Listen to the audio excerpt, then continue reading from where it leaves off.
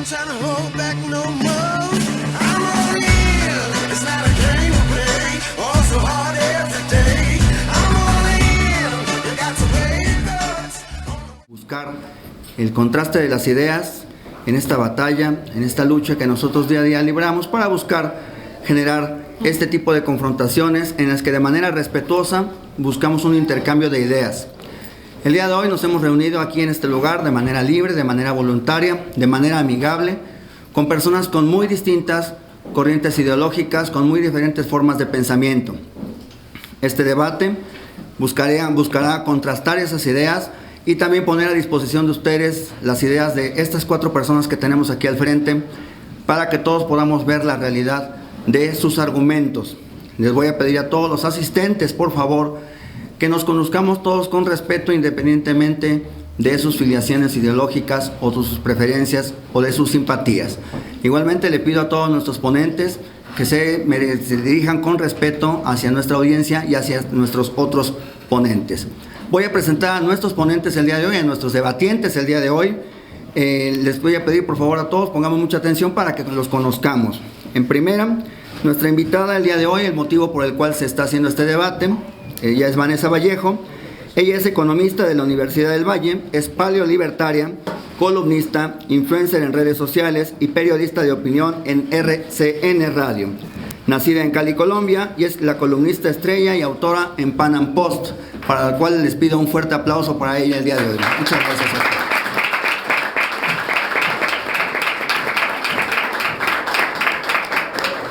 También nos acompaña el señor Katu Arconada, del País Vasco. Él es diplomado en Derechos Económicos, Sociales y Culturales y Políticas Públicas. Ha sido asesor del viceministro de Planificación Estratégica de la Unidad Jurídica Especializada en Desarrollo Constitucional y de la Cancillería del Estado Plurinacional de Bolivia. Él escribe regularmente en La Jornada y otras publicaciones, para las cuales también le pido un fuerte aplauso al señor Katu Arconada. Fuerte aplauso para él.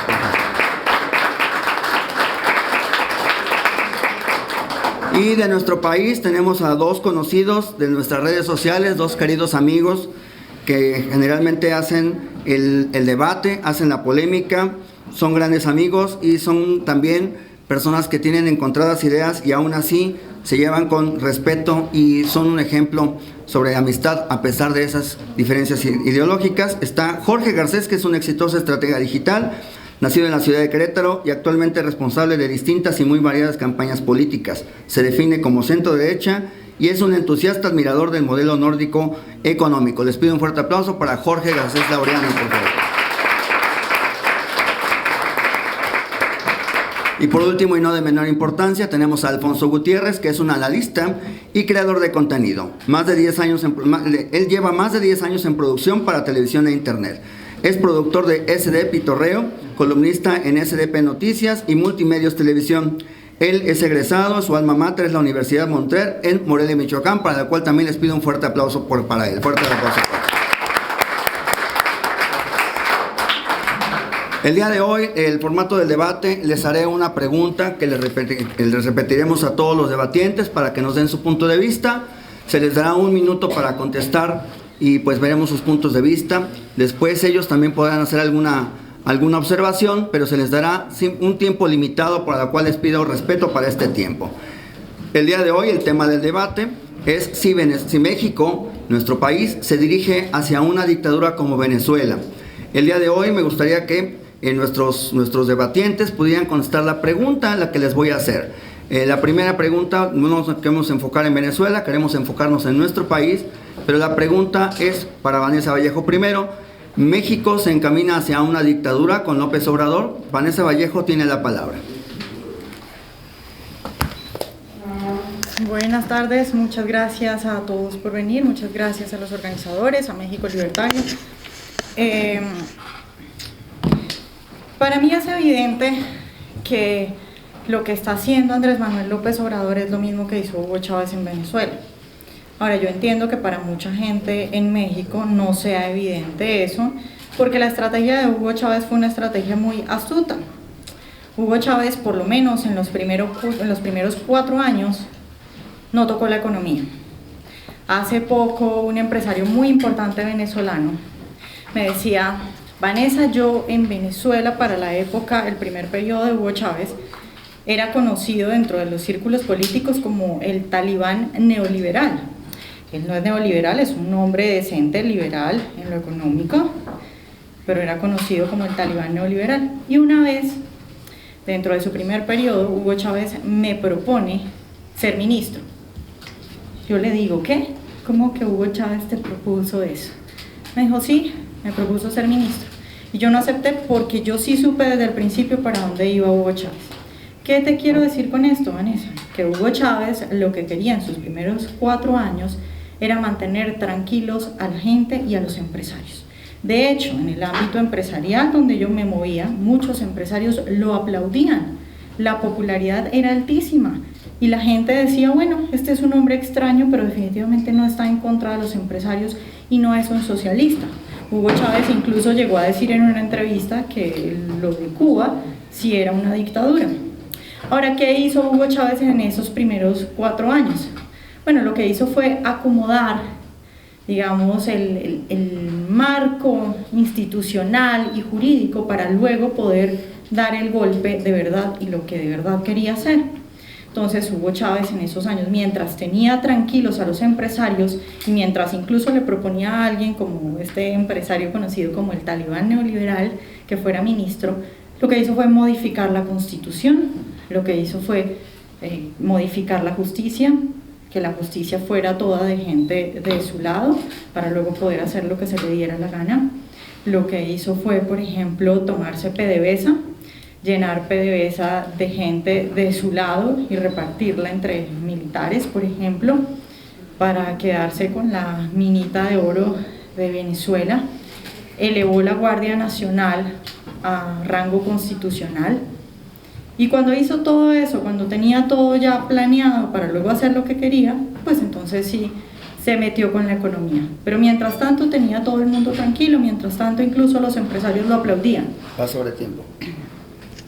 Entonces, entonces, se apagó, ¿cierto? Sí, se apagó. ¿Cómo lo prendo? Hable, por favor. Hola, hola.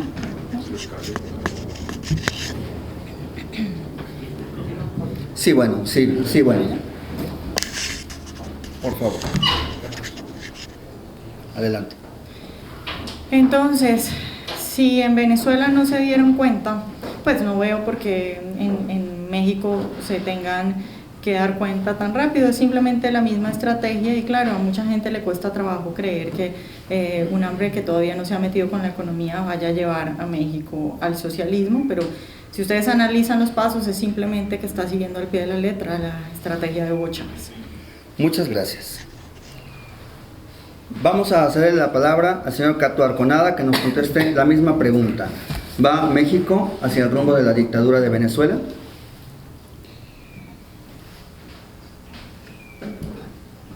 Está un poco complicada la falta de micrófonos aquí. Bueno, es primero que me permitan unos cuantos minutos, como ha tenido Vanessa, que en cualquier caso un minuto la verdad es que es relativamente muy poco tiempo, ¿no? Gracias por la invitación.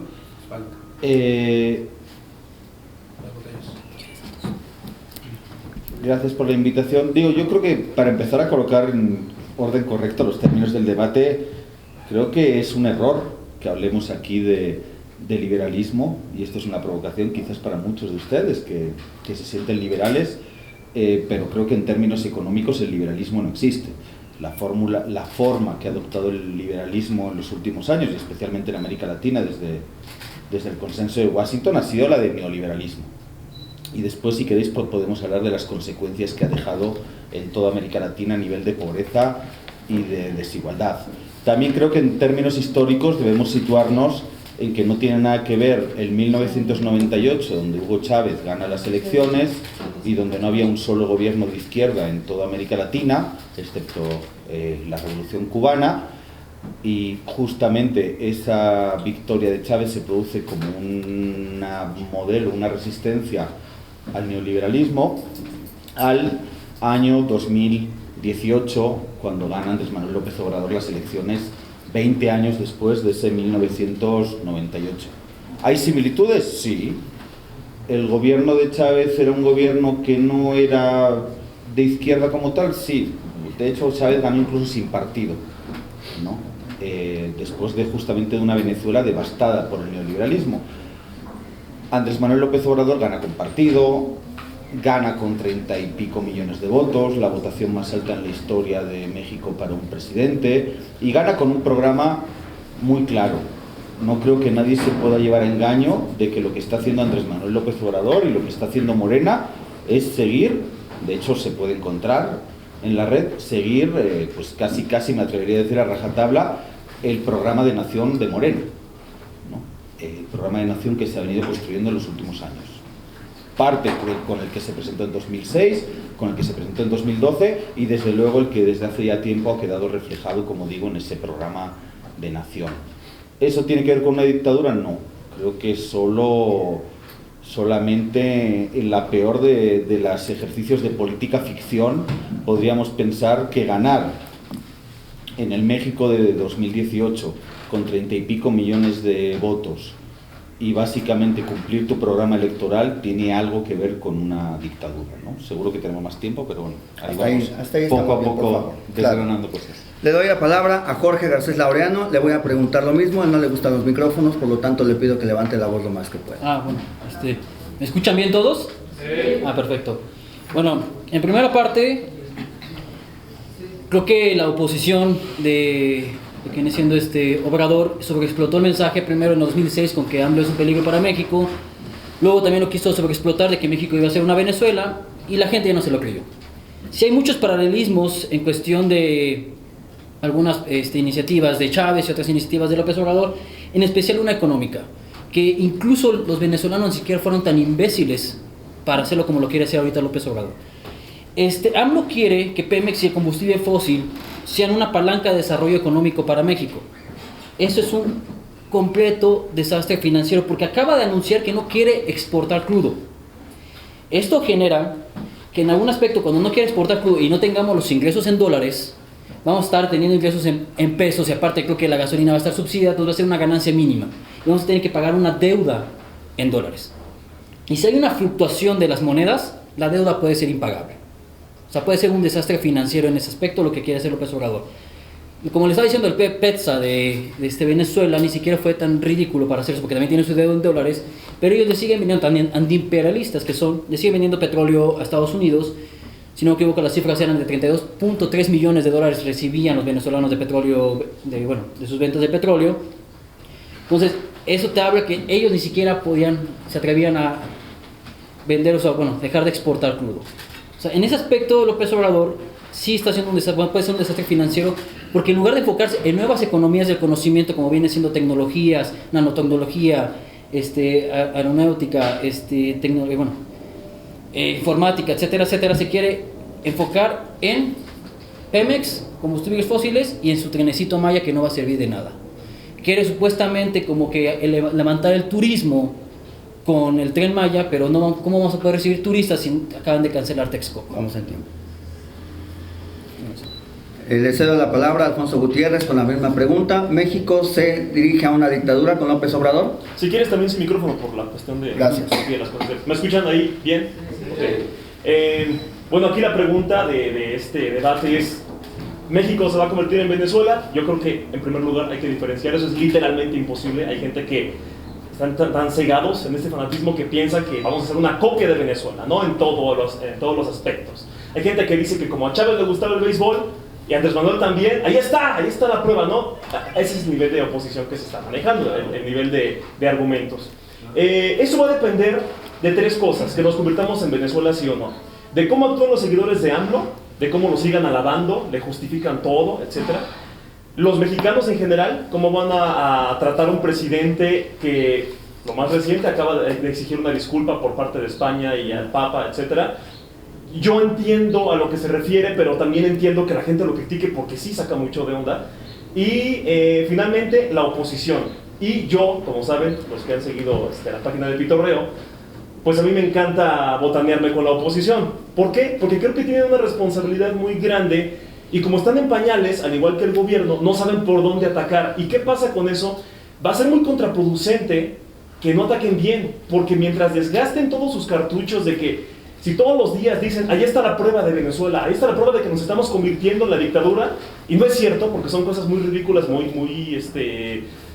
superficiales, muy absurdas, muy estúpidas, el día que de verdad Andrés Manuel o cualquier persona de su gabinete o del gobierno en general haga una propuesta que se parezca a una dictadura o que se parezca a un modelo económico socialista o comunista, como todo esto, y nadie los va a tomar en serio a la oposición. ¿Por qué? Porque es la 20ª vez que me dicen, ahí está la prueba de que vamos para la dictadura. Entonces mi regaño siempre ha sido para la oposición. Yo no me considero de oposición, no hasta ahorita. El día en el que AMLO diga que se quiere reelegir porque así el pueblo lo mandó, o que Andrés Manuel diga que vamos a poner a prueba un modelo socialista moderno, yo voy a ser el primero que va a estar protestando. Pero ahorita el problema es que la oposición le está haciendo el favor de convertirlo en el mártir intocable, porque todos los días lo atacan con ridiculeces. Yo no creo que se parezca al contexto de Venezuela, no hizo un golpe de Estado, no llegó de las mismas formas y no muestra las mismas características. Yo creo que no vamos para allá. Todos los debatientes han puesto ya en la mesa su postura, así es que vamos a ceder la palabra a Vanessa Vallejo para que pueda preguntar o debatir alguno de los puntos que acaba de escuchar, para que ella también dé su punto de vista. Vanessa Vallejo. A ver, yo no solamente no creo que sean ridiculeces lo que decimos quienes afirmamos que este hombre está siguiendo al pie de la letra la estrategia de Chávez, sino que incluso creo que esta gente que dice, por ejemplo, que AMLO es Chávez, pero mucho más acelerado, está en lo cierto. Es decir, por ejemplo, la creación de la Guardia Nacional, con el mismo nombre, ni siquiera se inventa otro nombre, es el mismo nombre que en Venezuela. El eslogan de Pemex ahora lo cambió AMLO y es el mismo que PDVSA, soberanía petrolera. Tenemos un carnet del bienestar. En Venezuela tienen un carnet de la patria. AMLO habla de modificar la Constitución ya abiertamente, igual que lo hizo Hugo Chávez. La construcción del aeropuerto que a él se le ocurrió, el que le pidió permiso a la Pachamama, se la entregó a los militares, igual que Hugo Chávez, que le entregó todo a los militares. Esto de la Guardia Nacional es muy importante porque la estrategia histórica de los comunistas cuando quieren acabar con algo no es acabarlo de un tajo, sino crearle una competencia y irle dando poquito a poco poder a esa competencia. Entonces no acabo con los militares, creo mis propios militares al servicio mío y poco a poco les voy a ir dando poder. Ahora, esta mañana alguien me decía, sí, estas cosas tienen similitud, porque claro, es que cómo me van a negar que Guardia Nacional, el mismo eslogan, la Constitución, todas estas cosas no tienen similitud. Sí, tiene similitud, pero resulta que es que AMLO no es de izquierda, me dijo alguien que es mexicano y que vive acá. Y yo le pregunté, ¿por qué dices que AMLO no es de izquierda? Me dice, porque AMLO nunca ha salido a decir que yo quiero instaurar el socialismo. Bueno, Chávez alguna vez dijo que él quería instaurar el socialismo. No, y es que además la gente que rodea a Andrés Manuel López Obrador no es de izquierda, están muy variaditos. Yo, bueno, por ejemplo, tú, Catu, trabajas para el gobierno de AMLO, ¿verdad? No. Pero tú no eres asesor de la Cancillería. Pero soy simpatizante de este gobierno. Sí. Ya, pero eres asesor de la Cancillería. Boliviana. Ah, no de acá. Bueno, lo que quiero decir entonces es que personas como Catu, iba a decir que Catu trabaja para el gobierno de AMLO, pero es simpatizante entonces. No, pero trabaja para Citlali. Para la senadora Citlali sí trabaja. Por favor. Ok, entonces sí trabajo para el gobierno de AMLO. En todo caso, en este momento, dejémoslo en que es simpatizante. Que una persona como el señor Catu, que por ejemplo el 6 de marzo del 2018 tuitea, a 5 años de la partida de Hugo Chávez seguimos con el mismo compromiso con la revolución bolivariana y chavismo, ¿tá? O sea, hace un año tuiteó eso. Listo, termino con esto. Hace un año tuiteó eso, que personas como él defiendan a AMLO, ¿no les da un poquito de sospecha siquiera? O sea, yo entiendo que alguien me diga no es Hugo Chávez, ok, dejémoslo así porque todavía esto no les parece, pero por lo menos la sospecha tiene que haber, y sus mamás seguramente, mi mamá siempre me repetía, es mejor prevenir que lamentar. Y ante lo que es Venezuela, pues... Gracias, Vanessa Vallejo. Catu Arconada, le damos la palabra para que pueda responder a Vanessa Vallejo. Bueno, muchas gracias. Preferiría no perder o invertir todo el tiempo que tengo en hablar de mí, pero si ustedes quieren que les diga, si quieres que te diga, Vanessa, yo soy chavista, yo soy fidelista y yo soy militante de izquierda, primero en el País Vasco y luego en América Latina desde los 15 años aproximadamente. Si a mí me preguntas, yo no tengo, pero ni la más mínima vergüenza de reconocerme como tal. A mí, ¿sabes lo que me daría vergüenza? Ser uribista. Yo no soy uribista. Defender un Lo proyecto digo político abiertamente. como el de Uribe, que ha sembrado Colombia de muertos, de falsos positivos, Ok, de sí. fosas comunes. Perdón, es que eso es lo que me daría... Pero me estás dando un nombre de paja, porque yo te estoy diciendo abiertamente y lo digo todos los días en la radio donde trabajo. Yo no soy Sí, uribista. uribista. Está Entonces, bien, luego busco yo también algunos. Puede pero- continuar, señor Alcondar. Pero en cualquier caso, yo me reconozco como militante de izquierda. Ahora, yo soy un simpatizante de este proceso, de lo que se viene a llamar la cuarta transformación. Eso es bastante falacia, es decir, critica las acciones de este gobierno. No critiques porque yo estoy aquí sentado en esta mesa y tengo unas simpatías por este gobierno. Critica lo que hace, critiquemos sus políticas públicas. Mencionabas varias cosas, yo así muy rápido, ¿no? Porque es casi telegráfico. ¿Se canceló un aeropuerto? Sí, se canceló un aeropuerto que era una promesa de campaña y aún así haciendo una consulta popular. Por favor. Ahí voy. Está bien, si yo estoy seguro que aquí la mayoría no están de acuerdo. Yo te digo, ¿cuál es mi posición? A mí me parece correcto. Pemex, yo no sé ustedes, pero yo creo que cualquier proceso de izquierda o no de izquierda lo que debe hacer es defender su soberanía energética, no entregarla a las transnacionales como se hizo con el pacto por México. Ese es un cáncer. Por favor, señores, por favor. Respeto al debate, por favor. Nada más que el debate sea con legitimidad. Eso Sí, pero- les exigimos nosotros como oyentes. Va a haber un momento de preguntas Ajá. para ustedes también, por favor. La Constitución en ningún país del mundo es un tratado inviolable. De hecho, constantemente está sometido a reformas. Incluso si hace falta, como en una buena parte de América Latina, a asambleas constituyentes que dan pie y dan a luz a otra nueva Constitución. Andrés Manuel ha dejado muy claro, en la segunda mitad del sexenio va a haber cambios constitucionales. Eso lo dijo, no lo digo yo, no es mi opinión, lo ha dicho él. La gente que le votó fue a votarle por eso. Y finalmente la Guardia Nacional, y con esto termino, pues yo tengo sentimientos encontrados, se lo digo sinceramente. Lo que es gracioso es que me lo diga Vanessa viniendo de un país absolutamente militarizado como Colombia. Yo tengo la sensación aquí de que desde nuestras burbujas y desde nuestras ciudades, es verdad, en principio estamos en contra de la militarización del país, pero en cuanto sales de Ciudad de México y vas al norte o vas a las zonas donde más violencia se está sufriendo, la gente está, casi me atrevería a decir al 100%, en defensa justamente de esas Fuerzas Armadas y demás, Estamos como en protección del territorio. Jorge Garcés, por favor. Ahí voy, primera. La consulta no fue una consulta popular, porque la consulta popular está en el artículo número 35 de la Constitución, y lo que él hizo fue una consulta patito, en primer lugar.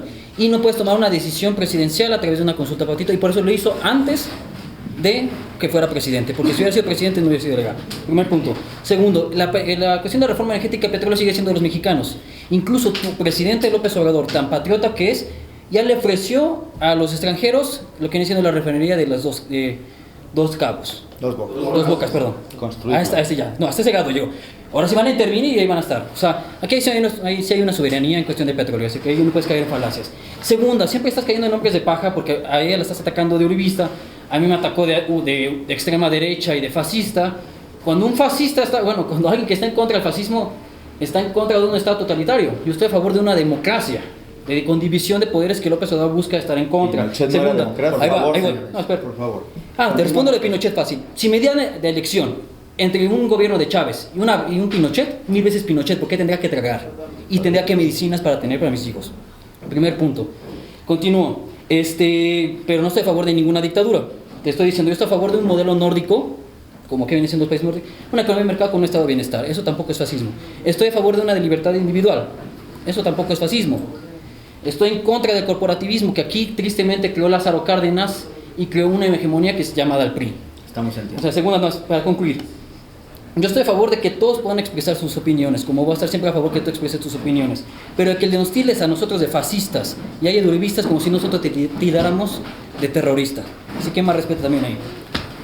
Vamos a continuar con el señor Alfonso Gutiérrez para que nos diga su punto de vista o pueda contestar alguna de los puntos de vista que se acaban de dar a conocer. Bueno, todo este mito, ¿no?, de Andrés Manuel, Venezuela, no es algo nuevo. Tenemos desde el 2006, que es un poco antes en las campañas, Antonio Solá, que fue el asesor de toda esta mercadotecnia política en 2006, con Felipe Calderón, con que Obrador es un peligro para México, que construyó el segundo piso endeudando no sé cuántas cosas, que el dictador, etcétera, comparándolo con Venezuela. Desde ahí comenzó la polarización de la sociedad, a pesar de que ahorita digan, ay, es que Andrés Manuel vino a dividir. Ok, yo creo que sí, como cualquier político, pero el tema de que es un dictador o no es un dictador comenzó desde 2006 con Antonio Solá y el PAN, ¿no?, con esta campaña. Luego viene 2012, también JJ Rendón con Peña Nieto, otra vez Andrés Manuel, Venezuela. Ahora entiendo, de verdad entiendo que haya gente que tenga miedo, que haya gente que vea señales, que todo lo relacione. De verdad, a mí me da mucha risa que haya gente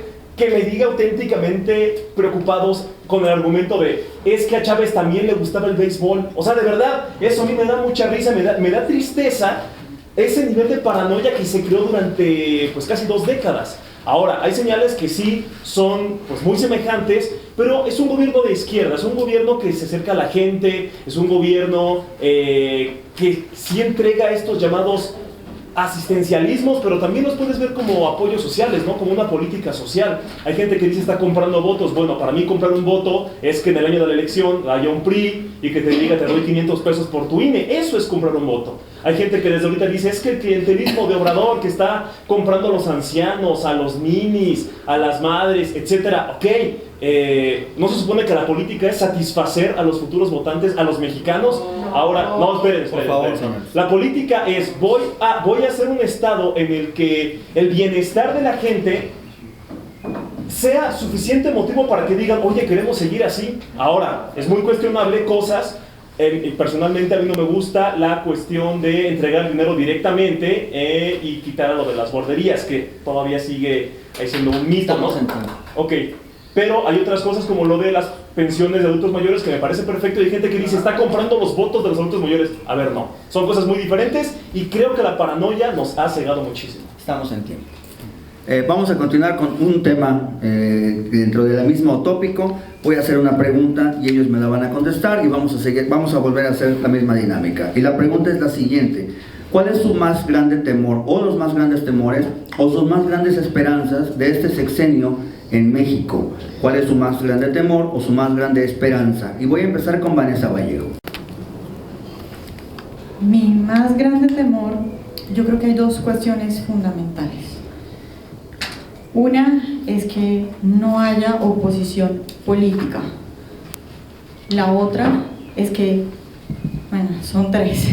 La otra es que la gente del común, los ciudadanos de a pie, no se den cuenta. Y la otra son los empresarios enchufados. Porque en toda parte donde ha habido socialismo, ha habido empresarios enchufados.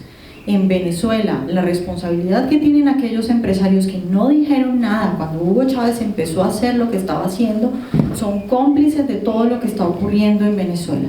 Porque muchos empresarios, y eso sucede en todos los gobiernos, en Colombia también hay empresarios que, por ejemplo, me dicen a mí en el programa de radio donde trabajo, te financiamos, pero no nos des pauta porque entonces nos van a asociar con la ultraderecha y todo esto. En toda parte hay empresarios que se quedan callados porque quieren manejar una buena relación con el gobierno de turno. Pero cuando tú ves que el gobierno de turno se va a convertir en lo que es Venezuela y cuando empiezas a ver cosas como las de Andrés Manuel López Obrador y te quedas callado, eres cómplice, porque si alguien maneja información son los empresarios. Entonces, los empresarios que son decentes, que son honestos y que están viendo esta situación, tienen que organizarse para empezar a moverse y para empezar a hacer algo al respecto. Luego, la gente del común, que la gente no se dé cuenta, también es muy preocupante. Ahora, preguntaba respecto a los partidos políticos, le he preguntado yo a todos los mexicanos con los que he tenido la oportunidad de hablar en lo que llevo acá. ¿Hay oposición política? Me dicen no, no hay nada. El PRI ya está todo del lado de Andrés Manuel López Obrador porque si hablan los meten a la cárcel. Y el PAN, pues es que no es oposición, ellos ideológicamente están alineados con eso. Entonces, no tienen cuál equilibrio de poderes, no hay un equilibrio de poderes.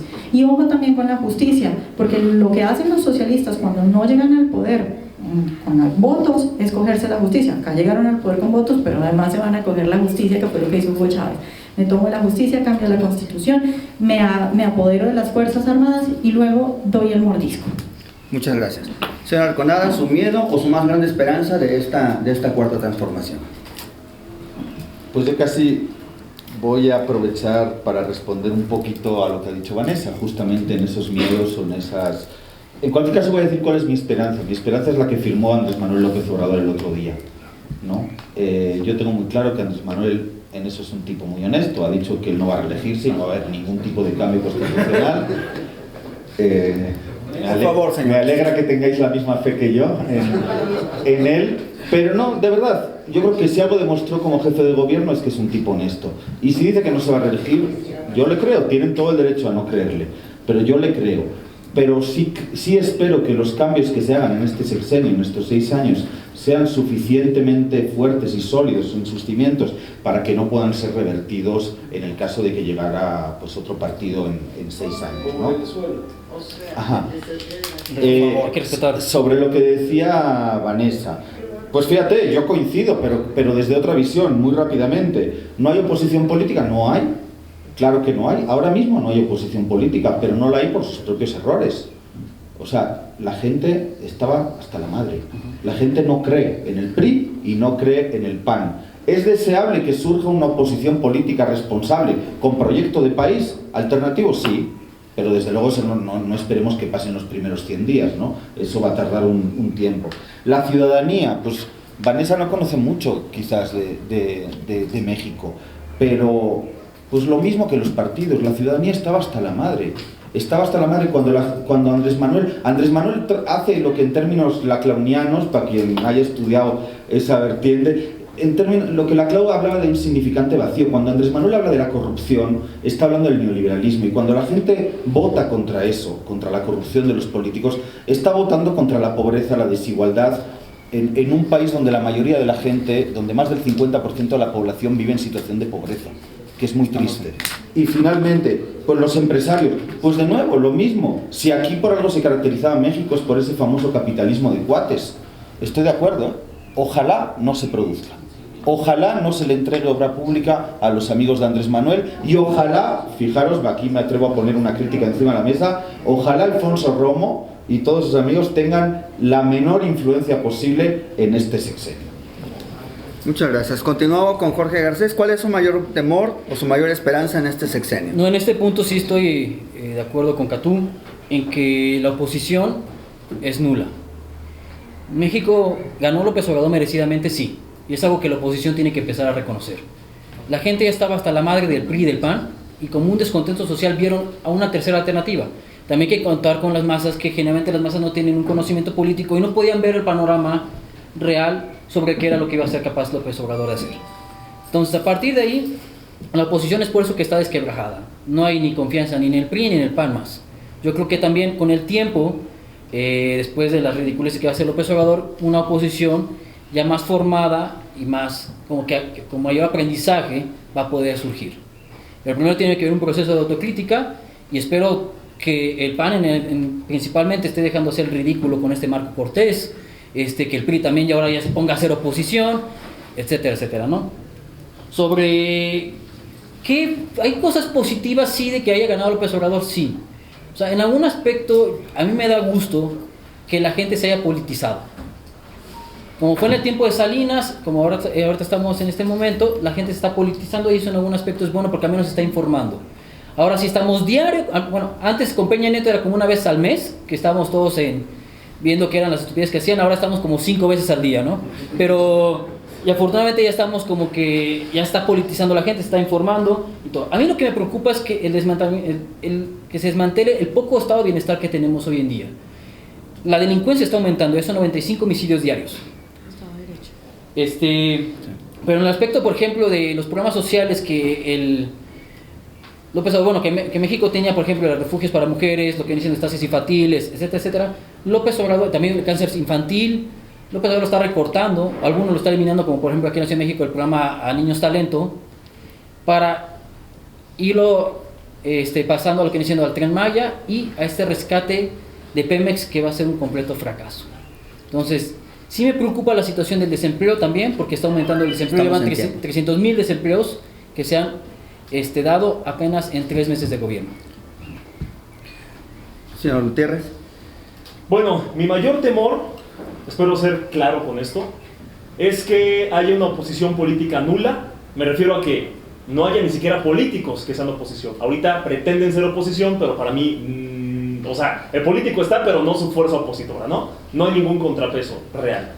También me da miedo que Morena la tenga facilita para seguir ganando, es decir, que la gente siga sintiendo ese odio y coraje que le tuvieron al PRI y al PAN, y que no importa lo que haga Morena, no importa cuántos errores tenga, la gente diga, bueno, el PAN tuvo más, el PRI tuvo más, voy a volver a votar por Morena. Eso me da miedo, que la gente, que los más obradoristas sigan clavados a ese nivel, ¿no? Y también, pues es un panorama que Morena haga lo que se le antoje, no solo en cuestión electoral, sino como gobierno. Aquí la pregunta es para ustedes, o sea, aquí pueden insertar el panorama que se les antoje, que más les guste, con un Morena que hace lo que se le antoje. Puede ser un PRI, puede ser un PAN, por dos, o sea, etcétera, o puede ser un dictador como Hugo Chávez o como Hitler, o lo que ustedes quieran, como lo quieran ver, ¿no? Ahora, esperanzas.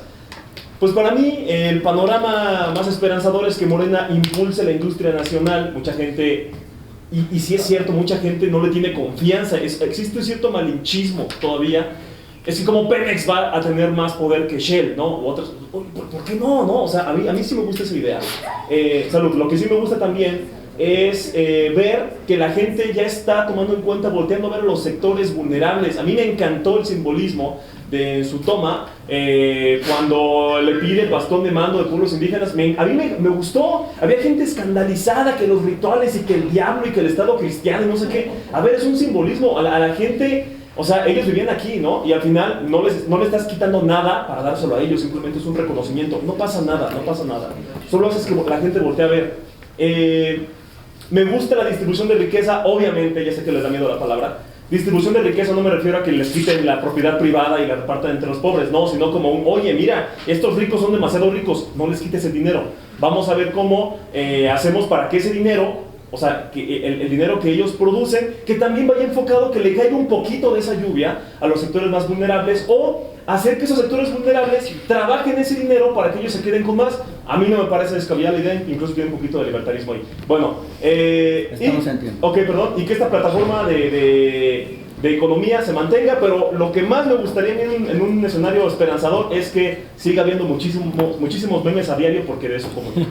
Muchas gracias. Vanessa Vallejo, ¿tiene algo que contrapuntear a las personas de este lado? Bueno, lo último que acabas de decir me causa curiosidad porque dijiste, redistribución no es quitarle a los más ricos para darle a los más pobres, sino que si los más ricos tienen mucho, pues hay que sacar un poquito para darle a los pobres, repetiste lo mismo. Pero bueno, más que contrapuntear, lo que quisiera hacer es decirles que para mí la mayoría de socialistas que están en el poder no son socialistas por convicción. Es decir, no es gente enamorada del modelo cubano, de que quiero ayudar a los pobres, de todo ese cuento que nos echan, no, son ladrones. Y lo que quieren es robar.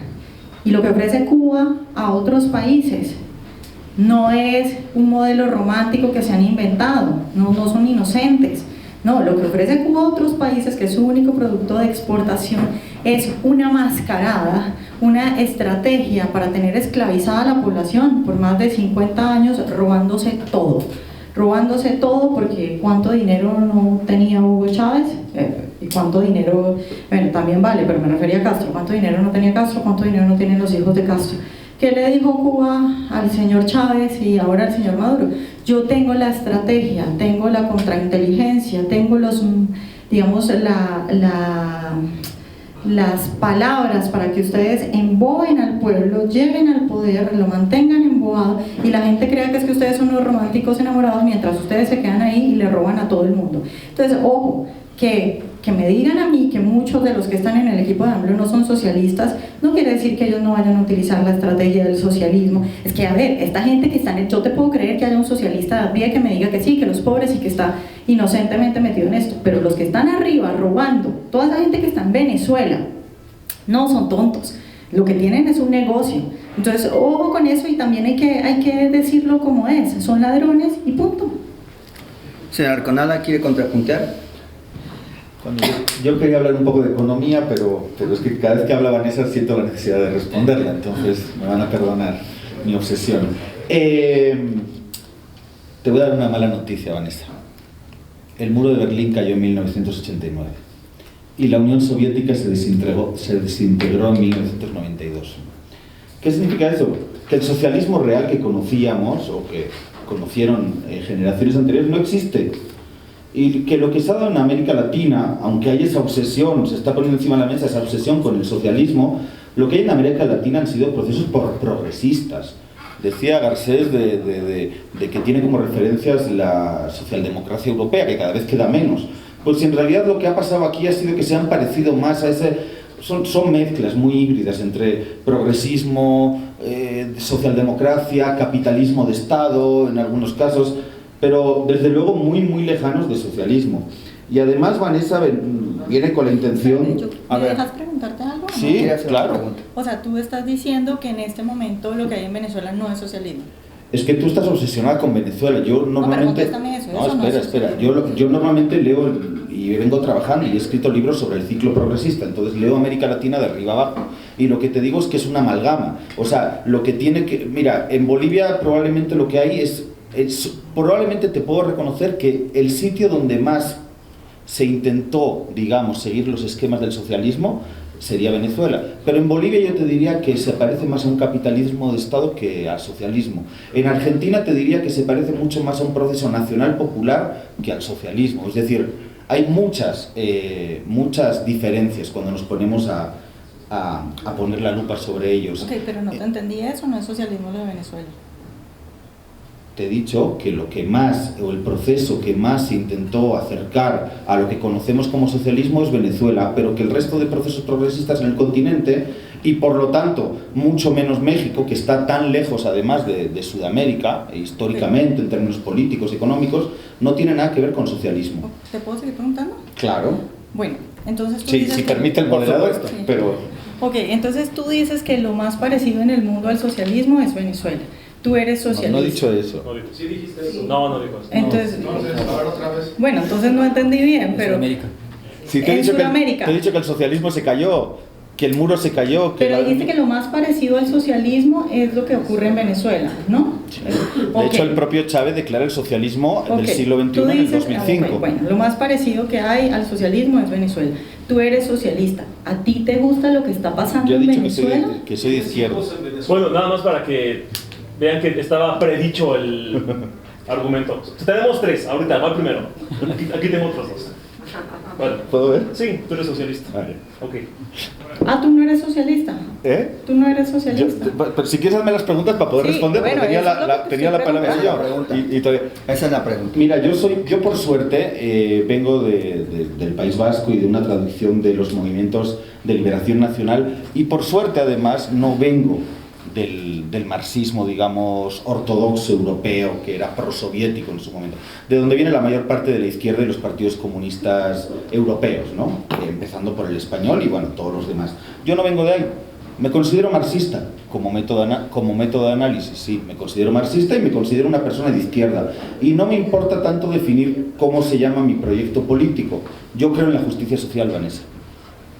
Bueno, Si a eso lo quieres llamar eres socialismo, chavista. bueno, pues soy socialista, pero yo creo en la justicia social. Y quería responder a una cosa que se me ha quedado entre medio, y ahí, si queréis, ahora seguimos el debate con todo gusto. Digo, Justicia social en Venezuela, yo sí te lo tengo que preguntar. pero, No, Sí, va a haber preguntas. Es al final. sí, si queréis hablamos insultes. Al final. Ahorita más respeto aquí a, Por favor. a tú. de Tomás, Respete, que no digan tonterías. pero si estamos hablando de México, es que yo digo, si queréis hablar de Venezuela, Yo estoy hablando de Venezuela. hacemos una charla sobre Venezuela, yo no tengo ningún problema, he dado muchas charlas sobre Venezuela, pero estábamos hablando de México. Por favor, vamos a continuar con el debate y por favor vamos a dar la palabra a Jorge García. Sí, quería, pero digo que me he interrumpido, estaba solo terminando. déjame Por favor, por lo menos termina. terminar la idea. Vanessa planteaba la correlación entre los gobiernos de izquierda, socialistas para ella, y la corrupción, ¿no? Para ella socialismo es robar. Yo te voy a decir una cosa, yo sí he trabajado muchos años en un gobierno y digamos en lo que es, me ha tocado ser parte de esa gestión del poder. El poder es corrupción, en cualquier lugar del mundo, en cualquier país del mundo. Y creo que en México pues, lo habéis visto, vivido y sufrido muy clarito, ¿no? no le puedes atribuir a los gobiernos de izquierda el hecho de la corrupción. Fíjate, esta semana metían a Michel Temer en la cárcel, en Brasil. Fíjate, Macri, cuántas denuncias salen cada día en Argentina de sus paraísos y de su familia offshore, en Panamá. En Perú llevan en una crisis institucional 2 años con un hecho de corrupción detrás de otro. Es decir, la corrupción no es endémica a la izquierda, la corrupción es endémica al poder. Podemos continuar con Jorge, por favor. Bueno, así como dice que está alejado del socialismo, México está muy alejado del neoliberalismo. México nunca existió neoliberalismo. O sea, es mucho más fácil encontrar al monstruo del lagonés en las hermosas aguas de Texcoco que el neoliberalismo aquí en México. Es un mito que han hecho para asustarnos como el chupacabras en los 90s, ¿no? ¿Por qué? Y te lo respondo muy brevemente. México, cuando entró el gobierno de Peña Nieto en el 2012, en el índice de libertad económica nos encontrábamos en el lugar número 54. Y el índice de libertad económica cubre varios rubros, que por ejemplo las facilidades que puedes abrir una empresa, etcétera, etcétera, ¿no? Y cuando terminó el gobierno de Peña Nieto, tan neoliberal que fue, que hizo una reforma hacendaria que le cobraba a los ricos más dinero, más impuestos, si ustedes bien lo recordarán, terminamos en el lugar número 63, bajamos 9 escalones en el índice de libertad económica. Eso no es neoliberalismo. Incluso en México ni siquiera existió el liberalismo. Lo más cercano que pudimos tener fue con Carlos Salinas de Gortari, que lo que hizo fue una privatización de empresas, pero a privados, fue de monopolios estatales a monopolios privados. Y si hubiera sido un verdadero liberalismo al menos, hubiera fragmentado la empresa en diferentes para que hubiera generado competencia, pero no, lo convirtió en monopolios estatales. Otro punto, por ejemplo, aquí los de izquierda generalmente creen que el consenso de Washington fue una conspiración Illuminati reptiliana, que se juntaron todos ahí. Jorge, no, por favor. espera. El consenso de Washington fue una idea de John Williamson, en la cual solamente hizo solamente vio todas las políticas que estaban haciendo los gobiernos, tanto de izquierda como de derecha, autoritarios o demócratas de América Latina, para hacer un decálogo de qué era lo que estaban haciendo los países de toda América para combatir la pobreza y otras cosas. Por ejemplo, en el consenso de Washington está, en uno del punto 2, reorientar el gasto gubernamental a las áreas de educación y salud. O sea, hay varios puntos que incluso actualmente Cuba ya está empezando a hacer. Porque si fijan, Cuba ya está cambiando su constitución, en la cual ya está permitida la propiedad privada, y también que los cubanos ya puedan tener una inversión y puedan tener un negocio propio. Porque antes en Cuba solamente tenían cooperativas. Incluso ya ha funcionado tanto, yo fui recientemente a Cuba, que los cubanos ya están viviendo más del turismo y están formando una nueva clase media. En un viaje del aeropuerto a lo que viene siendo a donde te dejan en la casa o en Airbnb que vas a rentar, te cobra 20 ceuses, que son aproximadamente con 500 pesos. Una enfermera de allá que está trabajando para el gobierno estatal, eso gana en un mes de trabajo. O sea, Cuba ya está cambiando porque supieron que su modelo fue insostenible. Cada vez tenía menos raciones de comida, por ejemplo, había las filas, había cada vez más falta de productos, etcétera, etcétera, que están también ellos ya empezando a llevar algunas cosas del consenso de Washington, que de ahí no surge el neoliberalismo, como creen que los hombres cangrejo lo hicieron. No, eso es una completa falacia. Entonces, México, lo que quiero clarificar es que estamos muy lejos de ser neoliberales. El PRI pertenece al Internal Socialista y han construido un gobierno más de izquierda que de derecha. Y creo que aquí todos podemos estar de acuerdo con eso. Podemos, sí, Vanessa, por favor. No, solo una pequeña aclaración porque no quiero quedar como que estoy defendiendo al PRI. Hay evidentemente que la corrupción está asociada al poder. Ahora, yo creo que el fundamental punto que hace que un país termine mal no es ni siquiera la corrupción, sino es el estatismo, que claro, van de la mano. Pero tú puedes tener gente que roba, pero no estatiza todo. Y entonces por eso tienes escalas de estatismo y tienes escalas de pobreza. Entonces, claro, tienes niveles de estatismo como los que hablaba ahorita Jorge, pero luego tienes niveles de estatismo como los de Venezuela, donde la gente se está comiendo los perros en la calle porque no tiene comida. Entonces yo no estoy defendiendo al PRI, pero sí estoy diciendo que hay niveles de socialismo, lo llamo yo. Alfonso, por favor. Bueno, es que no sé ya ni qué tema tocar, porque ahorita fueron como 8 o 9, ¿no? Quiero dejar bien en claro, bueno, ya les mostré uno de los 3 argumentos que siempre recurre la supuestamente no derecha. ¿Puedes mostrar los otros dos? No, porque es hasta que los... Todavía van a salir. Sí, De hecho, ni me había dado cuenta que estaba aquí. No, pero a ver. ¿Por qué van a salir? Hasta ahorita. Por favor. Es que es una locura que ustedes digan, o por lo menos que él diga que no es socialista, o sea, tiene una idea Que rara quede de claro que el socialismo. señor Arconada nunca contestó. Bueno, ahorita será su turno, ¿no? Ahorita le corresponde. Quiero dejar claro que cuando yo dije que una distribución de riqueza pues no es quitarle a los ricos, porque yo sé que es el único concepto que tienen algunas personas en la cabeza de que hay el Robin Hood socialista. No, a ver, es facilitar el crecimiento a los pobres. Ahora, quitándolos a los ricos, no, el Estado tiene un presupuesto que bien puede destinar al sector Que se lo privado. quitan los ricos. No, a ver. ¿De dónde sale el dinero del Estado? ¿Y se le llama impuestos de todos? Es un impuesto. Bueno, el Estado distribuye estos recursos y dice, bueno, vamos a distribuir un poquito más la riqueza. Yo no, ahí se los digo, yo no tengo ninguna simpatía con el socialismo ni con el comunismo. Incluso mis amigos muy cercanos de Morena me dicen que soy el neoliberal de closet, etcétera. ¿No? ¿Por qué? Pues porque les digo que yo no creo en ese modelo. Ahora, cuando les digo que una distribución de riqueza de manera sana, sin quitárselo a la fuerza a los ricos y que la dictadura y eso, pues a veces no se lo creen ni la izquierda ni la derecha. Tiene que haber algo ahí en medio, o sea, no todo es ni negro ni blanco. Ahora, Vanessa dijo que los priistas no alineados con Morena, que los están metiendo a la cárcel y que le dijeron eso. Bueno, eso no ha pasado, no sé quién le haya dicho eso. Es a lo que me refiero cuando sale una oposición a advertirnos de cosas pues que no es cierto, o sea, cosas que están exagerando. Ahora, Pero no dije eso. no, sí dijiste que... No, lo sí. que dije es que se quedan callados para que no los metan a la cárcel, no que los están metiendo a la cárcel. Bueno, pero a ningún priista lo van a meter a la cárcel ahorita, o sea, es lo mismo. ¿Eh? No, o sea, PAN, Por favor, lo que señores, sea, por favor. Unos cuantos sí. jamás, ¿no? Bueno, este tema va un poquito, ahorita que estaban comentando ya, alguien creo que mencionó que yo sí creo que en Venezuela hay una crisis, hay gente que lo niega, tengo amigos que dicen que no, que todo es por los medios de comunicación, que el imperialismo yanqui que están...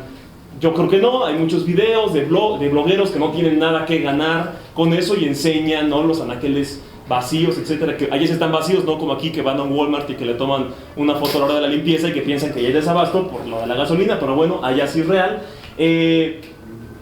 Yo no quisiera traer esto, pero bueno, me gustaría saber qué piensa Vanessa acerca de los medios de comunicación que tapan unas cosas que otras sí las muestran, porque eso es lo que se le critica mucho a la izquierda, pero ella ha dicho que victorias como Brasil y Estados Unidos se debe a que los medios de comunicación, pues que la gente ya no les cree porque están mintiendo, porque están en contra de Bolsonaro y de Trump, y que gracias a las redes sociales y a la gente y a los ciudadanos informados y a estos iluminados del pueblo, ganaron Trump y ganaron Bolsonaro. Entonces es el mismo argumento que puede decir un chairo hablando de los medios fifís que te tapan la información, o el imperialismo yanqui que controla todos los medios. Es el mismo argumento, pero de ese lado. ¿Puede repetir la pregunta para Vanessa? Sí, que qué piensa de esta censura de medios de comunicación y de los intereses súper paranoicos que le critica a los chairos, pero que ella también tiene. No, pues la verdad es que no te entiendo la pregunta, Yo pero, tampoco entendí. pero te voy a decir algo, es que acá hay un problema de términos y un problema de lo que uno cree como, digamos, base conceptual, porque cuando a mí me dicen que los medios son de derecha, yo les digo, ¿qué? Pero si los medios son de izquierda.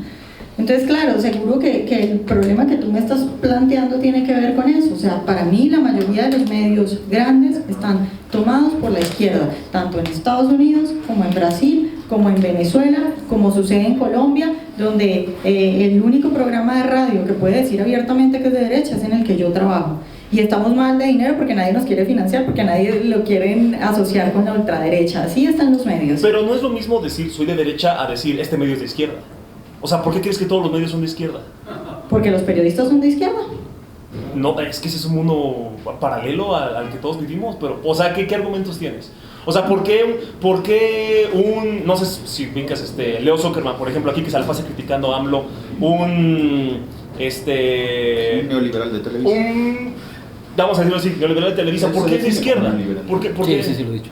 ¿Por qué él es de izquierda? Y tiene un espacio muy grande en medios de comunicación. No, es que no lo conozco. No sé si Jorge, por favor. no sé si Jorge le quiera responder sobre eso. A él no lo conozco, pero yo te puedo hablar puntualmente de cómo en Estados Unidos, en Brasil, en Colombia y en Venezuela los medios son de derecha, son de izquierda, perdón. Los chairos dicen que los medios son de derecha, entonces, o sea, Claro, ¿no, por eso, ¿no pues, crees que es un paradigma que se va formando cuando escuchas el mismo mensaje todos los días?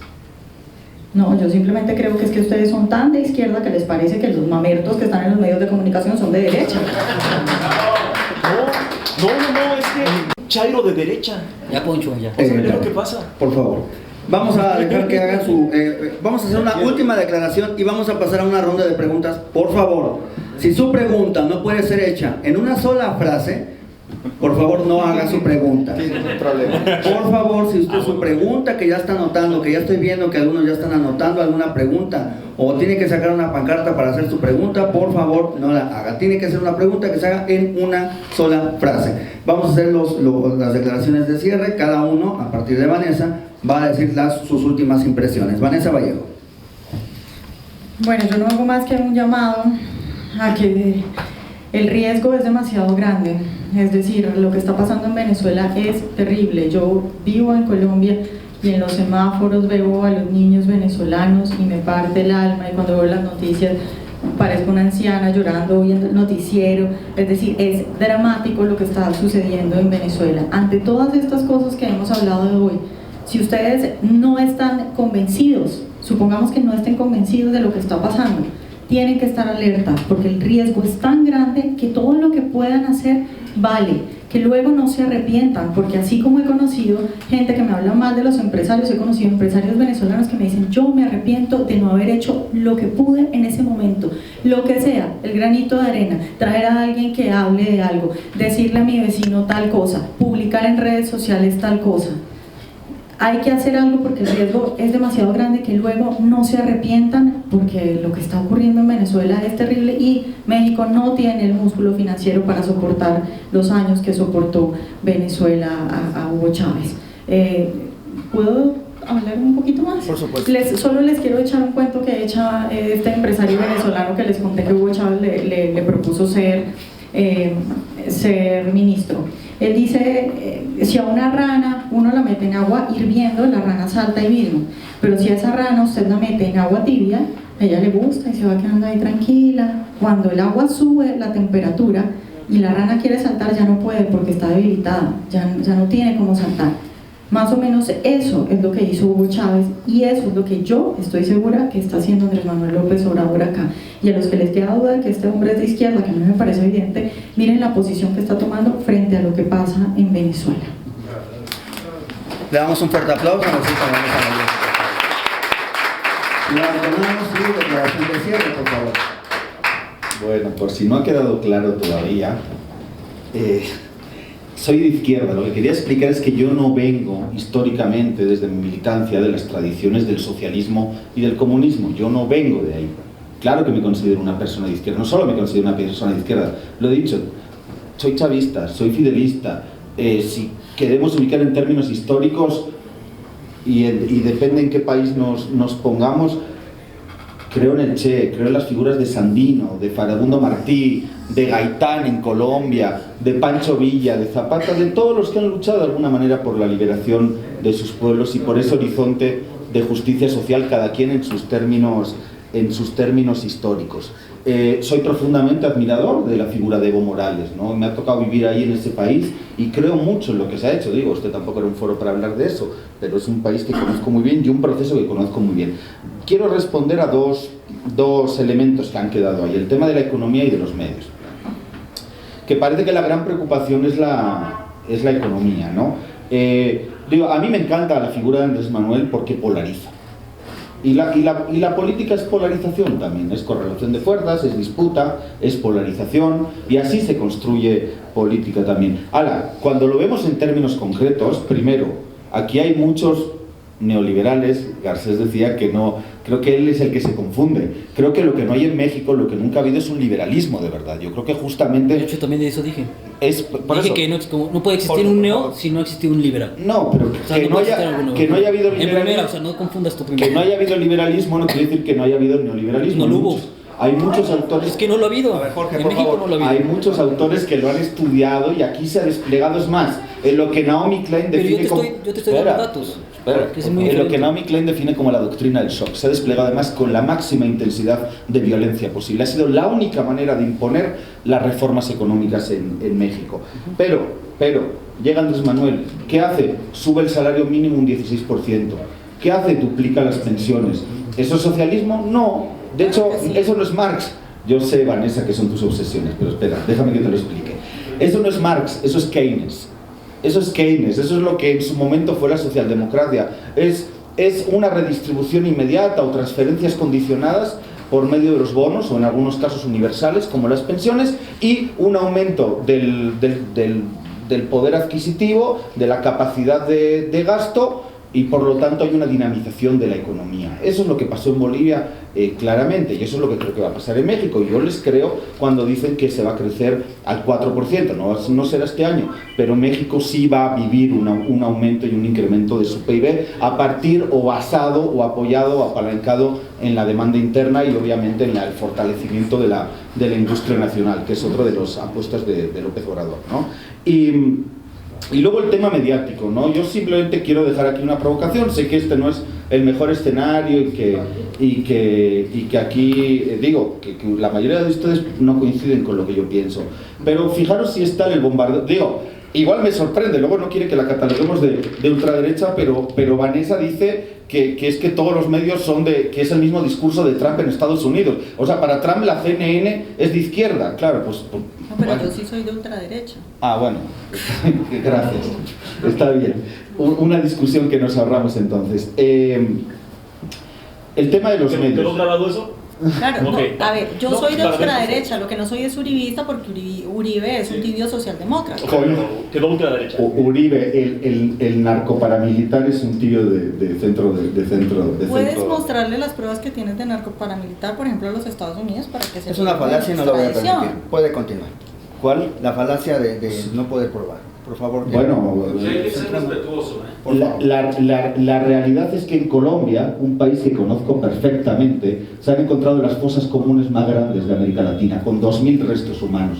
La realidad es que los falsos positivos los provocó el ejército en la época de Uribe, porque a los militares les daban premios por matar guerrilleros. ¿Y qué hacían los militares? Cuando no encontraban guerrilleros, que también agarraban campesinos, los masacraban, los disfrazaban de guerrilleros y los presentaban para cobrar sus premios. Nos estamos saliendo del tema. Bueno, Como sí, aquí está bien, pero perdone. los militares. Como hizo el Che Bueno, Guevara. Por favor. Está bien, seguimos, perdón por la... Sí, no, yo solo quisiera que tú, por favor, mandes las pruebas de que Uribe fue el que mató a esa gente a los Estados Bueno, Unidos. eso se porque dio tienen durante... ¿Y por qué en Estados Unidos? La justicia colombiana será La justicia soberana. colombiana ¿Por qué es pensamos en Estados completamente Unidos? tomada por la izquierda y ni siquiera ha podido hacer eso. Bueno, y solo para terminar una idea final, pero referente al tema mediático. Fijaros que los medios nos obligan, y de hecho todos estamos todo el tiempo pensando en Venezuela, ¿no? Y estamos preocupadísimos por lo que pasa en Venezuela. Y vemos a Loret de Mola que se va a la frontera con Venezuela a mostrarnos lo mal que se vive allá. Yo lo que no sé es por qué los medios no nos enseñan, en México, pero esta crítica se puede hacer en cualquier país, por qué los medios no nos enseñan lo que está pasando en Haití ahora mismo. Y Salvador. Mi Aistec lo hace, mi Aistec. Está bien, yo estoy haciendo... Les he dicho que A ver, un momento para que les ustedes, lanzo por favor. una provocación, no es una acusación, es una reflexión que estoy dejando en el aire. Aquí ha sido el más pobre siempre, ¿eh? Señor Rafael. No, pero espere, pero ¿por qué no nos enseñan lo que está pasando en Honduras? O en el Porque... País Vasco. Sí, muy bien, en el País Vasco también. No, pero, Ya, a ver, un dejen momento, que por termine. favor. pero Espérense, Por favor. Dejen que termine. Honduras está mucho más cerca de México y además el drama que se vive impacta mucho más en México en la medida en que las caravanas migrantes que vienen son de México, el éxodo migratorio que viene, perdón, es de Honduras. De hecho, si ustedes revisan las cifras de la Comisión Nacional de Ayuda al Refugiado del gobierno pasado y que les pueden encontrar en internet del 2018, hay un 75% más de peticiones de asilo de personas de nacionalidad hondureña que venezolana. Pero Trump tiene 400. Espérense. Por favor. En un país 4 veces más pequeño que Venezuela. Digo, pero no hablamos nunca de Honduras, no sabemos. Ya vamos. Sí, Eso no excusa tampoco. no, yo estoy... Déjeme que termine la reflexión. Pero da igual, y si queremos hablar de Venezuela, ¿por qué hablamos de Venezuela y no hablamos de Colombia? Porque Vanessa está muy preocupada Porque por... así se llama el debate. Porque en Momento, Colombia no nos momento. estamos comiendo los perros en la calle. No. ¿Sabe? Por favor, vamos a permitir que termine, que ya estamos sobre tiempo, señor Alcomer. Por favor. En aquel famoso festival que hicieron para justificar el cerco humanitario, que lo hacen en Cúcuta, que todos ustedes ya conocieron porque pusieron ahí las cámaras, resulta que más del 50% de la población de Cúcuta vive en situación de pobreza y de extrema pobreza. Resulta que solamente en los últimos, no sé si son 6 años, pero lo podemos googlear muy fácil, Vanessa, en la Guajira colombiana hay 4.500 niños guayú indígenas muertos por desnutrición. O sea, es decir, problemas, y podemos seguir todo el continente radiografiándolo, ¿eh? Si quieren, sí, ya termino. Pero quiero decir, ¿por qué los medios también nos obligan a colocar el centro del debate? Yo no tengo ningún problema en debatir sobre Venezuela, pero parece que solo existe Venezuela cuando hay dramas en la región absolutamente terribles y violaciones de derechos humanos absolutamente terribles y ante las que estamos mirando para otro lado.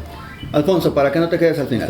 Ok, ¿quieres tú? No, Alfonso, por favor. Tú cierras. Para terminar, yo le pregunté a Vanessa que por qué los medios son de izquierda, que me explicaron, no me supo responder más que ustedes dicen que los medios son de derecha, o sea, el típico, tú eres socialista y también con el típico, pero es que los chairos también, ¿no? O sea, todo lo que produce sombra para ellos es socialista. Bueno, yo sí apoyo a la oposición. Si AMLO mañana o dentro de 5 años propone una reelección o el esquema socialista, yo voy a ser el primero que va a salir a marchar. Yo no quiero eso. Ahora, ¿por qué me da tristeza eso? Porque no veo una posición ni en lo más cercano a algo que pueda frenar ese tipo de cosas.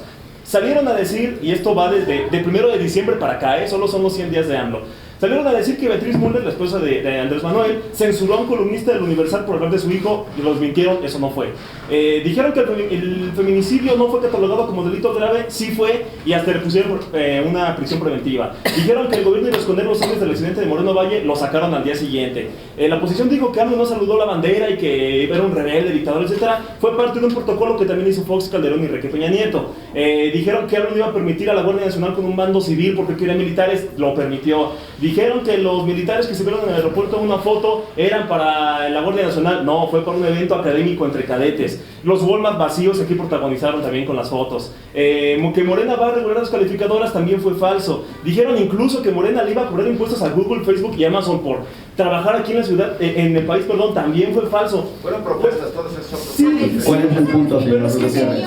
Por favor, por favor, señores, el respeto para los oponentes. Tenemos centenas de legisladores de Morena y cuando uno sale a decir una estupidez, que son estupideces, salen los medios a decir Morena va en contra de Facebook, va en contra de Google, de Amazon. No, a ver, los medios necesitan información. Estamos en una sociedad polarizada y a mí me gusta, yo apoyo que los medios hagan eso, pero de eso a que la oposición se agarre a decir, miren cómo ya empezó la dictadura, están quemando cartuchos por si un día, de verdad un día, ojalá que no, llega a pasar un panorama así como el de Hugo Chávez de que va a expropiar o algo, ya nadie les va a creer porque se están aventando unas maromas bien locas, se están ahogando en un vaso de agua. Por favor, suponen que las maromas soy yo cuando no me conocen. Señor Gutiérrez, estamos en sí, porque aquí está un argumento más, ¿no? Dijeron que en México, y esto ya es para terminar, dijeron la oposición que México iba a tener a la oposición más grande de la historia y hasta ahorita solo han sido los comediantes más grandes de la historia y eso es muy peligroso en cualquier panorama, Si quieren ser oposición, tienen que creérsela y actuar como una oposición madura y no aventarse dramas todos los días. Por último, Jorge Garcés, y vamos a la ronda de preguntas. Jorge. Antes de finalizar con mi punto en algún aspecto, y ahorita vienen las preguntas, yo sí quiero pedirle a todos ustedes respeto en la cuestión de cómo el del trato a Catú y a Poncho, porque no es fácil siempre venir a un auditorio, a un lugar donde están personas de otra ideología. Yo siempre he criticado eso mucho de la izquierda, que me ha amenazado, etc. De hecho hoy me amenazaron, y de otros puntos, de que por ejemplo es muy difícil ir a esos espacios porque siempre son muy violentos. Yo creo que hay que mostrar un poquito de respeto en cuestión del trato al menos, aunque yo sé que no estoy de concuerdo ni siquiera con Catú ni con Poncho. Bueno, que Poncho fue como el tablón de hoy, fue el comodín. Respeto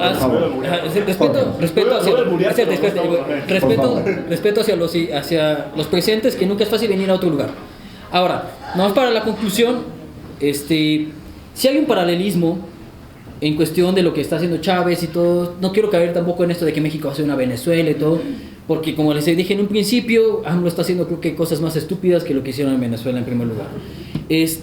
Por ejemplo, lo que viene siendo, si hubo un ataque a medios con Chávez, que fue que les quitaron las concesiones. Aquí se ha habido una presión también a los medios de comunicación en cuestión de otra forma, que son recortes, porque van aprendiendo, la misma fórmula la van aprendiendo.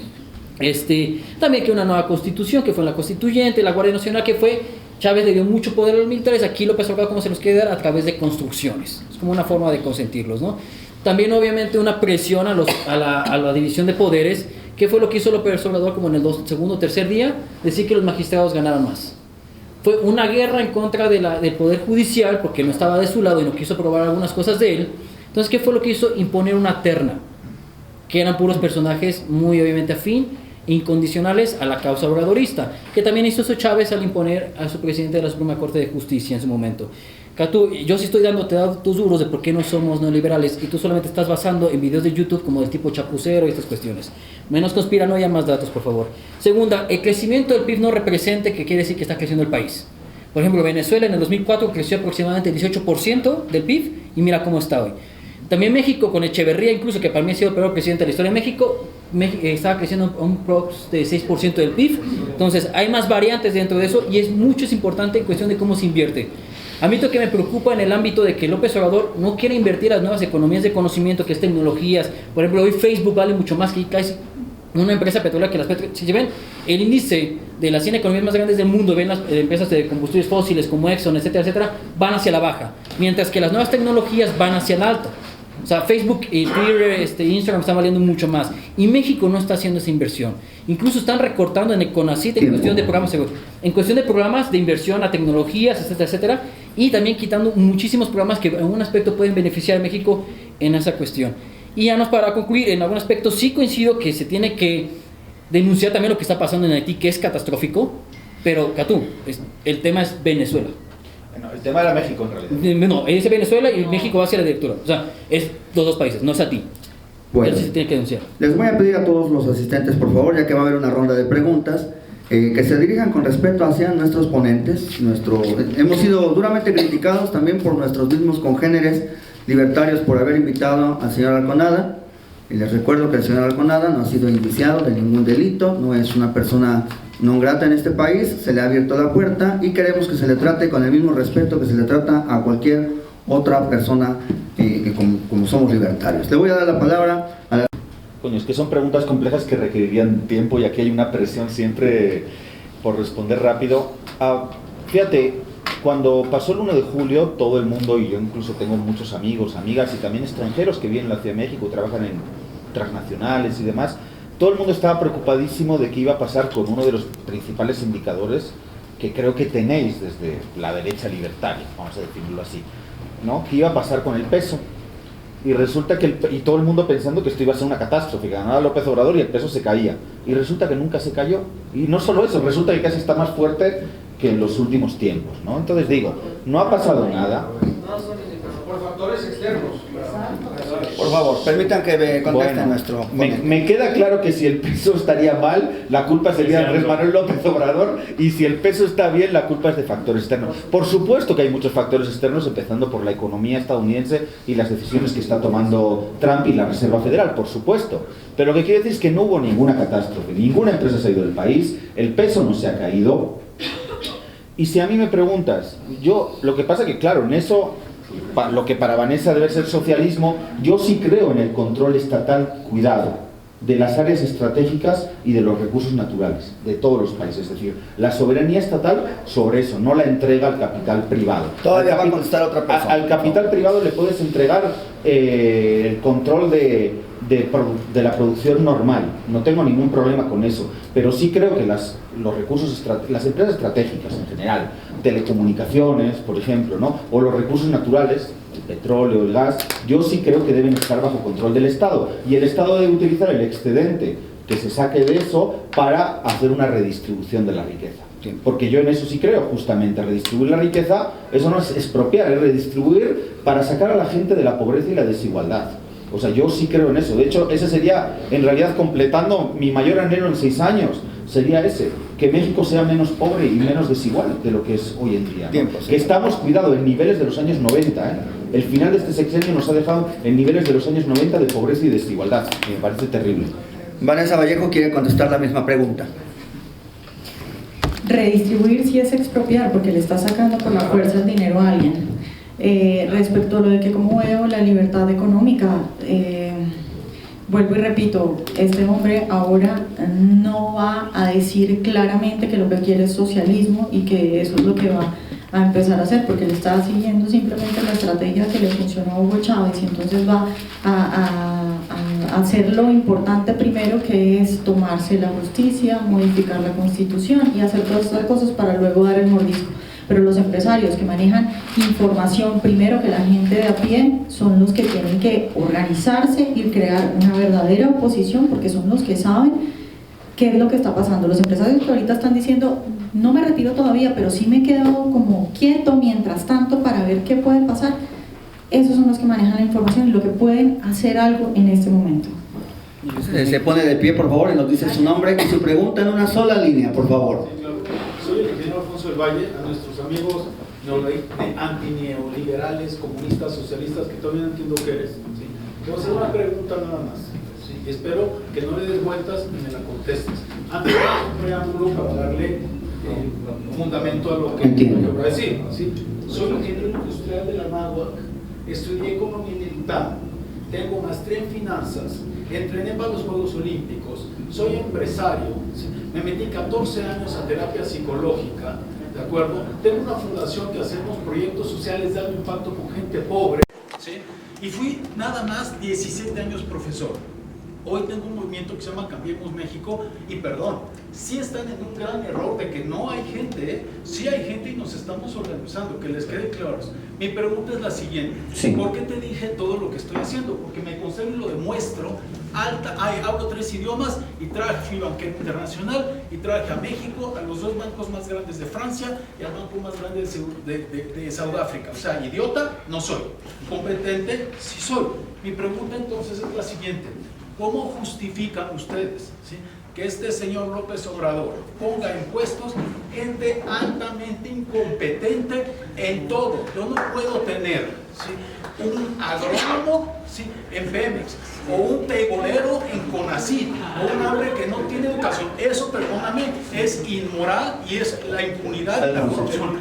Alfonso Gutiérrez, por favor, ¿la quieres contestar? Bueno, estoy de acuerdo, pero me acaba de dar la razón en otra cosa.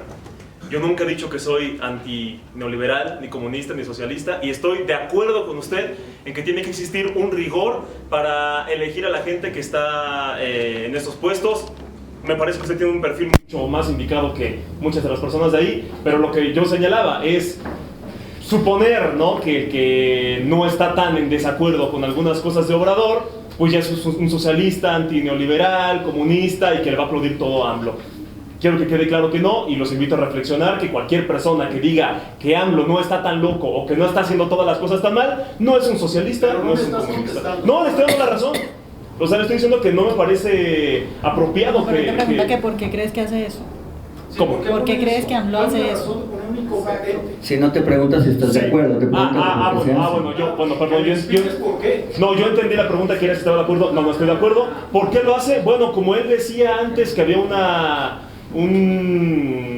economía de compadres, yo sospecho que hay un nuevo esquema de compadres. ¿Sí, compadres? Jorge, ¿quieres contrapuntear o agregar algo a esa respuesta? No, pues que son favores que debe López Obrador. Es corrupción política. Por favor, O sea, voy a aceptar otra pregunta. No, espérate, no, bueno, Sí, ¿continúas? No, o sea, es una cuestión que es una corrupción política, que López Obrador obviamente debe muchísimos favores, incluso creo que es un insulto al intelecto de nosotros que ponga a un agrónomo ineficiente, que incluso fue a Estados Unidos a hacer el ridículo absoluto cuando fue con lo de Pemex. Es completamente absurdo, me siento como el mito de Sísifo cargando la piedra, o sea, es estúpido lo que está haciendo López Obrador en ese aspecto. Por favor, tu nombre y tu pregunta en una sola línea. Josué Avilés, mucho gusto. La pregunta va para Vanessa y para Jorge. En medio de este análisis prospectivo en el cual México sí va hacia una dictadura, ¿cuál va a ser el papel de los Estados Unidos de América? Vanessa. Pues yo creo que con lo que está sucediendo en Venezuela ha quedado claro que Estados Unidos tiene muchos problemas para intervenir por muchas cosas. De modo que si alguien tiene la esperanza de que si México se vuelve Venezuela, Estados Unidos venga a ayudarlos, pues es muy difícil. Entonces no esperen a que suceda eso y piensen en sus actuaciones creyendo que nadie los va a ayudar, porque es lo que pasa con los venezolanos. Todos los días los venezolanos dicen ojalá intervengan, ojalá alguien ayúdenos, esto clama al cielo, alguien que nos ayude, y nadie hace nada. Entonces, los rusos ya llegan. Sí, claro, esa intervención que sí le gusta a la izquierda. Octavio Catalán, ¿tienes alguna pregunta? ¿Para quién? En una sola línea, por favor. Si Andrés Manuel piensa hacer valer la Constitución y es un hombre de derecho, ¿para qué tuvo que salir a afirmar que no se va a reelegir? ¿Vale más su palabra que la Constitución? Ese es un caso de que no es un hombre de derecho, es un hombre que no respeta las leyes y es un señor de caprichos y de su palabra y de lo que él dice. ¿Cuál es la pregunta? ¿Confías en él después de que dices que no se va a reelegir cuando tiene que salir a decir que con su palabra y que su palabra vale más que la Constitución?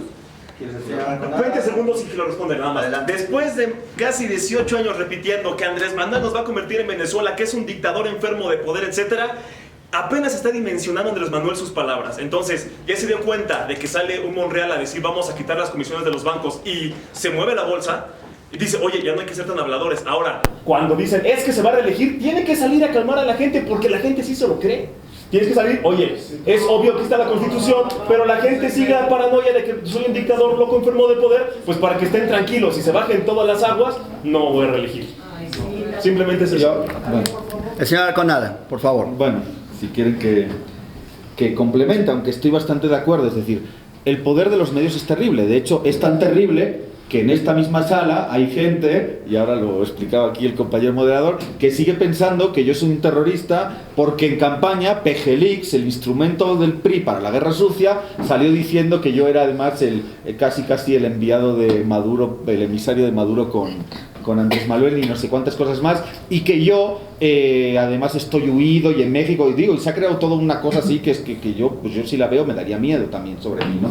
Ahora, luego vas a mi Instagram y ves que cada año regreso a mi país a ver a mi familia y ves mis fotos y dices, pues no tiene sentido, pero obviamente nadie hace eso. Entonces, quiero decir, el poder de los medios es terrible. Entonces, a mí sí me parece, es política, es decir, yo sí le creo a Andrés Manuel cuando lo dice. Pero él no necesitaría firmar nada si quiere cambiar la Constitución. Tiene mayoría o está cerca de las mayorías cualificadas para hacerlo. Y cuidado, esa es la democracia, ¿eh? La democracia establece una serie de reglas para cambiar la Constitución.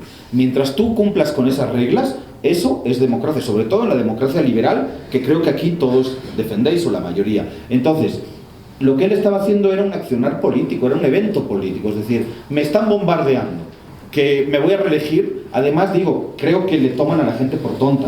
Porque creo que aquí, de verdad, si hablamos en confianza, nadie puede pensar que hablar de revocación era hablar de era hablar de reelección. Ustedes saben que eso no es cierto.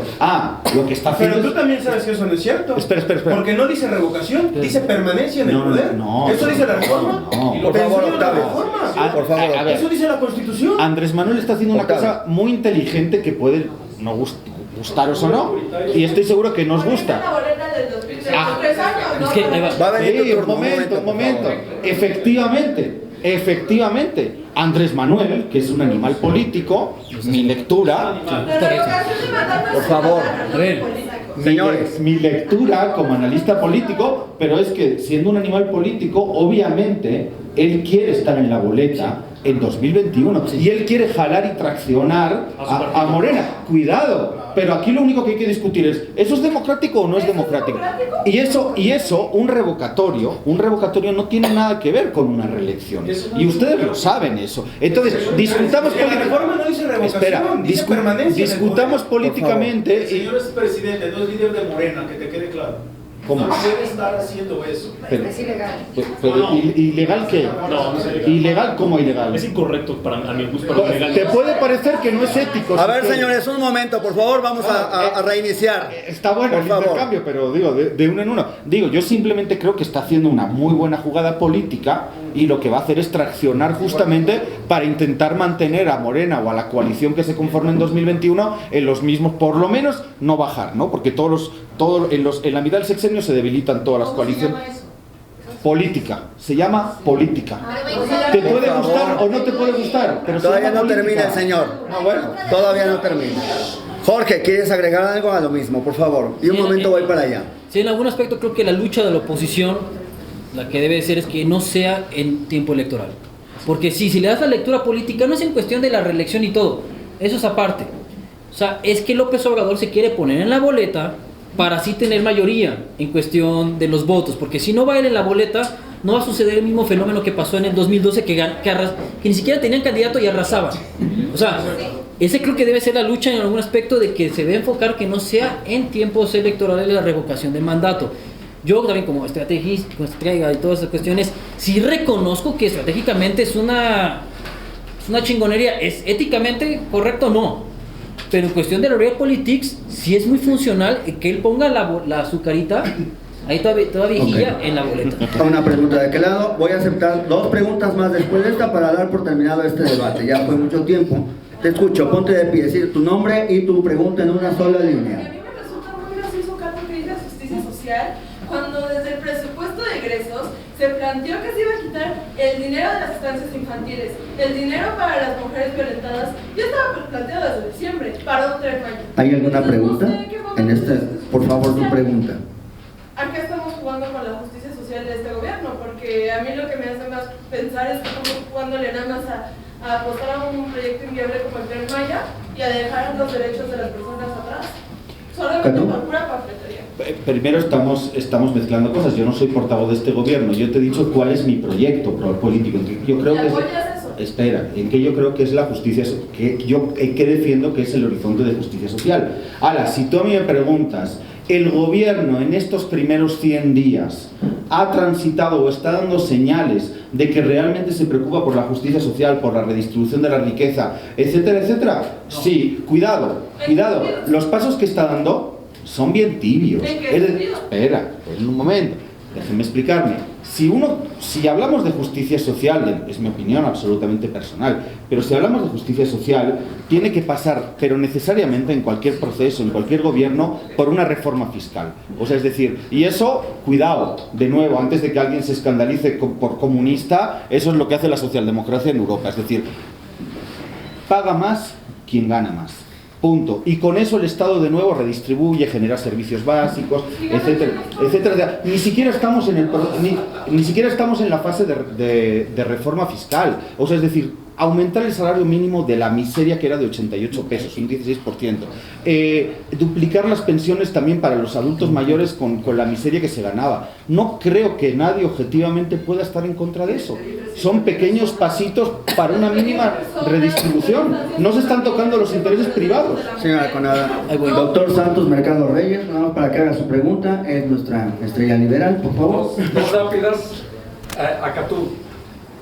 Me intriga saber por qué piensas como piensas. ¿Qué autores liberales o qué libros liberales has leído en tu vida? Primera pregunta. Segunda, Vanessa, ¿nos podrías decir cómo anda la correlación de fuerzas entre estatismo y libertad en América Latina? Vamos con el señor Arconada, sus autores liberales. Coño.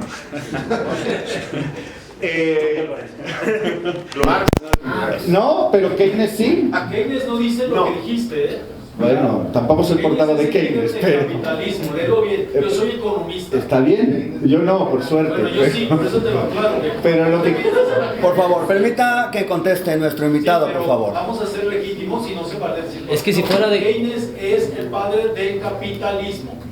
Bueno, pero puedo estar podemos estar Por favor, señores, por favor. Es que si fuera economista no sería de izquierda. Exacto. Por favor, mejor. Por favor. ¿Cuáles son los autores? Por favor. No, te decía. O sea, es decir, he estudiado a Keynes, pero obviamente que he estudiado a Marx y todo lo que él estudió de las formas liberales y su crítica de alguna manera a la economía política, ¿no? Entonces, en ese sentido, y sobre todo, fíjate una cosa, yo no me considero un marxista trasnochado, de los que están ahora releyendo a Lenin y demás. He leído mucho a Gramsci porque sí me gusta estudiar el concepto de hegemonía y... Muy bien, pero me han hecho una pregunta, estoy respondiendo. Por favor, señores, llegue a la compostura, por favor. He leído mucho a Gramsci porque me interesa mucho el concepto de hegemonía y sobre todo toda la parte cultural, ¿no? Además de la parte de la infraestructura, de la economía, me interesa mucho justamente cómo se construye hegemonía culturalmente, desde cómo lo puede hacer ahora el López Obradorismo a cómo lo está haciendo Trump en Estados Unidos o la industria cultural de Hollywood. O sea, digo, son debates muy grandes, pero me interesa mucho la cuestión de la cultura y he leído mucho los autores contemporáneos que son muy críticos del neoliberalismo, desde David Harvey a Naomi Klein, ¿no? David Harvey con su acumulación por desposesión o Naomi Klein con su doctrina del shock, ¿no? Creo que son autores que han estudiado muy bien y diseccionan muy bien cómo opera el neoliberalismo hoy, porque de hecho, ojalá la mayor parte de los partidos o de la derecha en México y en América Latina fuera liberal. El problema es que de verdad, ahí discutiendo con Garcés, es que son neoliberales y eso trae un montón de problemas, ¿no?, a la hora de desarrollarlo. Friedman, Hayek, Mises, nada de eso. Bueno, he leído un poquito de Friedman y de Hayek, lo que pasa, y incluso especialmente de, bueno, sí, porque cómo se desplegó en Damas y Chile, caballeros, por favor, mantengan la compostura. en el Chile post-Allende, en la dictadura de Pinochet, y cómo eso luego se replicó incluso, pues todavía seguían teorizando los Chicago Boys, cómo desplegar el neoliberalismo no solo en desastres o en guerras, sino en desastres naturales, privatizar la educación a partir del huracán, no me acuerdo cuál fue, ¿no?, el que dio durísimo en Nueva Orleans, etcétera, etcétera, ¿no? Es decir, claro que hay que estudiarlo y una vez aprendido, por lo menos yo sí tengo una posición de estar en contra de eso, ¿no? Vanessa Vallejo, la correlación, por favor, que nos pidió el doctor Santos Mercado. Bueno, aclarando de pronto para alguien que no entienda un poco, supongo que la pregunta del profesor va respecto a que acá han dicho cosas como que los países son muy neoliberales en América Latina, utilizando la palabra neoliberal como liberalismo y capitalismo. Ustedes se pueden meter, alguna de las páginas puede ser el Keito, o cualquiera de los institutos que sacan el índice de libertad, pero por ejemplo el del Keito, no sé si ustedes alcanzan a ver, pero alcanzan a ver algo. Bueno, casi toda Sudamérica está roja. Rojo es menos libre. Eso, el único país que está azul, que es most free, es Chile. Ahora, la relación, si ustedes miran en cualquier índice de libertad económica de los países más libres, son los países con mayor prosperidad económica, es decir, los países más capitalistas son los de mayor prosperidad económica, y casi toda Sudamérica está en rojo, que es el cuarto, es decir, los menos libres. Por favor, señor Rafael Mondragón, nos haría el honor de hacer su pregunta. ¿A quién, por favor?